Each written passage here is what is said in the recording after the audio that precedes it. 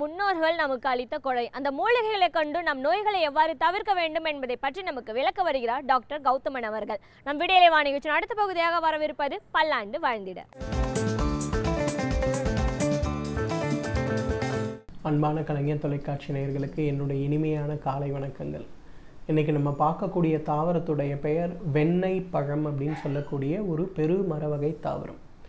இதற்கு ஏன் வெண்ணெய் பழம் அப்படிங்கிறது பெயர் வந்ததுன்னா, இதோடைய காய் பார்ப்பதற்கு வெளிப்புறமாக மாங்காயை போல பச்சை நிறமாக இருக்கும். சில நேரங்களை முட்களில் கொண்டிருக்கும், சில நேரங்கள் முட்கள் இல்லாமல் இருக்கும். உடைத்து பார்த்தோமேயானால் உள்ளே வெண்ணெய் போன்ற வெண்மை நிறமான பிசின் போன்ற ஒரு பொருள் இருக்கும். அதை கடுகுகள் புதைத்து வைத்தது போல வெண்மை கருமை நிறமாக மாறி மாறி இருக்கிறதுனால இதற்கு வெண்ணெய் பழம் அப்படிங்கிறது பெயர். இந்த வெண்ணெய் பழத்தை பொறுத்தவரையிலும் மிக முக்கியமான ஒரு நோய்க்காக இன்றைக்கு உலகம் முழுவதும் பயன்படுத்தப்பட்டு வருகிறது. அது என்னன்னு கேட்டிங்கன்னா புற்றுநோய். இன்றைக்கு உலகம் முழுவதும் ஒவ்வொரு நாட்டினிலும் அந்த நாட்டில் இருக்கக்கூடிய பாரம்பரிய உணவுகள் என்ன, மருந்துகள் என்ன அப்படிங்கிற ஒரு கணக்கெடுப்பு நடத்தி எந்த நாடுகளில் உபயோகப்படுத்துகின்ற உணவுகள் புற்றுநோய் வராமல் தடுக்கின்றன அப்படிங்கிற ஒரு ஆராய்ச்சி கிட்டத்தட்ட ஒரு 30-40 வருடங்களாகவே நிறைய சுகாதார நிறுவனங்களால் நடத்தப்பட்டு வருகிறது.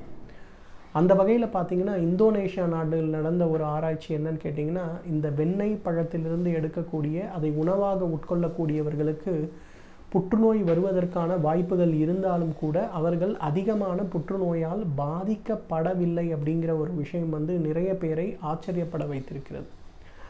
அந்த வகையில் பார்த்திங்கன்னா இந்த வெண்ணெய் பழத்துடைய மிக சிறப்பான ஒரு குணம் என்னன்னு கேட்டிங்கன்னா, இதில் கிட்டத்தட்ட 390 வகையான ஆன்டி ஆக்சிடென்ட்ஸ் இருக்கிறது. அந்த வேதியியல் பொருட்களுடைய மிக முக்கியமான ஒரு குணமே உடலில் இருக்கக்கூடிய ஃப்ரீ ரேடிக்கல்ஸுடைய அளவை மிக கணிசமான வரையில் குறைத்து வயதான ஒரு தோற்றத்தை குறைப்பதோடு மட்டுமல்லாமல் வயதாவதால் ஏற்படுகின்ற உடலுடைய வளர்ச்சிதை மாற்றத்தால் ஏற்படுகின்ற நோய்களை குறைப்பது அப்படிங்கிறது இன்றைக்கு ஆராய்ச்சி பூர்வமாக நிரூபிக்கப்பட்ட ஒன்று. அதனால் பார்த்திங்கன்னா இன்றைக்கு உலகம் முழுவதும் இந்த வெண்ணெய் பழத்தை பயிரிடவே நிறைய நாடுகள் ஆரம்பித்திருக்கிறார்கள். அந்த அளவுக்கு பார்த்திங்கன்னா புற்றுநோய் தடுப்பிற்கு, புற்றுநோயால் பாதிக்கப்பட்டிருப்பவர்கள் மீண்டும் புற்றுநோய் வராமல் தடுப்பதற்கு மற்றும் புற்றுநோயுடைய தாக்கம் மிக வேகமாக உடலில் பரவாமல் இருப்பதற்கு மிக சிறப்பான ஒரு மருந்தாக இந்த வெண்ணெய் பழத்தை பயன்படுத்தி கொண்டு வருகிறார்கள். ஆனால் பல ஆயிரம் ஆண்டுகளுக்கு முன்பே பார்த்திங்கன்னா நம்ம நாட்டில் பொதுவாக ஊட்டி, கொடைக்கானல் இந்த மாதிரி குளிர்ந்த பகுதிகளில் இந்த வெண்ணெய் பழ மரங்களை சாதாரணமாக நம்ம வேப்ப மரத்தை பார்ப்பதை போல பார்க்கலாம். அந்த காய்களை அதிகமாக நம்ம உணவுக்கு பயன்படுத்துகின்ற வழக்கம் இல்லை என்றாலும் கூட பாரம்பரிய மருத்துவத்தில் அற்புதம் அப்படின்னு சொல்லுவாங்க. அற்புதம்னா உடலில் ஏற்படுகின்ற புற்றுநோய் கட்டிகள்னு பேர். அந்த மாதிரி புற்றுநோய் கட்டிகளுக்கு மருந்தாக பயன்படுத்துகின்ற ஒரு வழக்கம் இருந்து வருகிறது. இரண்டாவது பார்த்திங்கன்னா சிறுநீருடைய குழல் சிறு நோய். அதாவது என்ன ஆகும்னா, சில நேரங்களில் சிறுநீரகத்திலிருந்து சிறுநீர் பை வழியாக சிறுநீர் வெளியேறுகின்ற அந்த குழலில் சுருக்கம் ஏற்படும். அந்த சுருக்கம் ஏற்படும் போது பார்த்திங்கன்னா ஒவ்வொரு நேரமும் கத்தீட்டர் விட்டு அந்த சுருக்கத்தை பெரியதாக்குகின்ற ஒரு சிகிச்சை தான் இன்றைக்கு இருக்கிறது.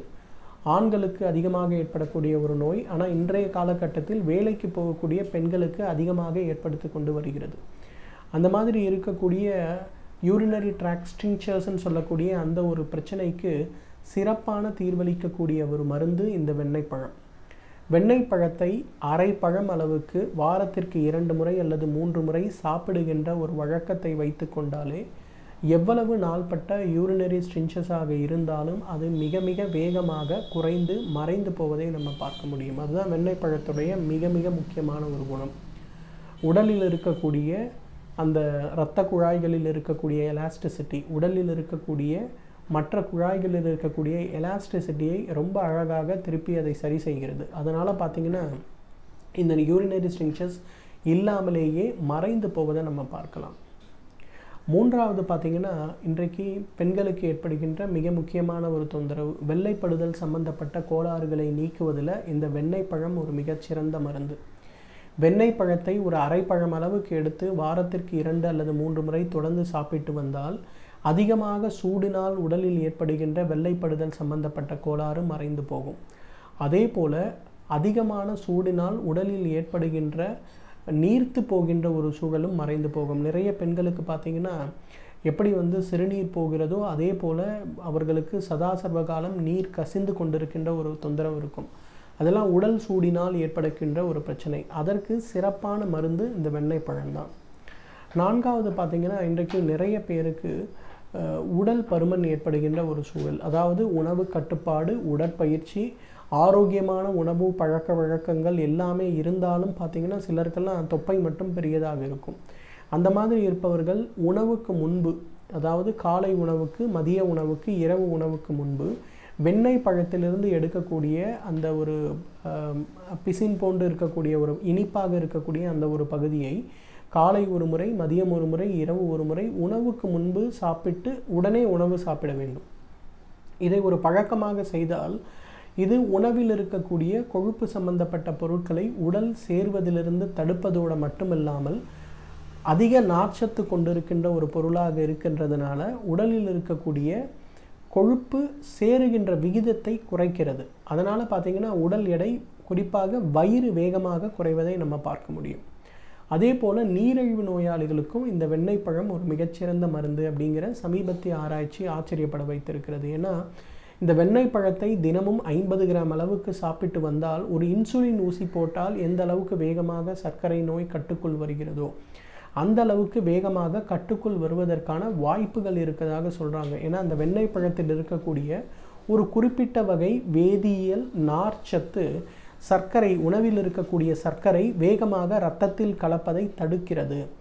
வேகமாக இரத்தத்தில் கலப்பதை தடுத்தாலே சர்க்கரையுடைய அளவு சீராக இருக்கும். உணவு உண்டு 4 மணி நேரம் 6 மணி நேரம் இந்த இரத்தத்தில் சர்க்கரை அளவு சீராக இருந்தாலே நமக்கு சர்க்கரை நோய்க்கு நேரடியாக இன்சுலின் ஊசி செலுத்த வேண்டிய தேவை இருக்காது அப்படிங்கிற ஒரு ஆராய்ச்சி இன்றைக்கு மிகப்பெரிய வரவேற்பை பெற்றிருக்கிறது. ஏன்னா உலகம் முழுவதும் நீரிழிவு நோயில் இன்சுலின் தேவையற்று இருப்பவர்களை விட இன்சுலின் தேவை இருப்பவர்களுடைய எண்ணிக்கை கணிசமான முறையில் அதிகரித்திருக்கிறது. கடந்த 10 வருடங்களில் பார்த்தீங்கன்னா 100 நீரிழிவு நோயாளிகளில் 25 பேருக்கு நிச்சயமாக இன்சுலின் தேவை அப்படிங்கிற அளவுக்கு அவங்க உடலில் மாற்றம் ஏற்பட்டிருக்கிறது. ஸோ எந்த அளவுக்கு இன்சுலின் தேவையை நம்ம குறைத்து கொள்கிறோமோ அந்த அளவுக்கு நமக்கு நீரிழிவு நோயுடைய பக்க விளைவுகள் வராமல் இருக்கும் அப்படிங்கிறது வேர்ல்டு டயபெட்டிஸ் ஆர்கனைசேஷனுடைய ஒரு ஆராய்ச்சி முடிவு.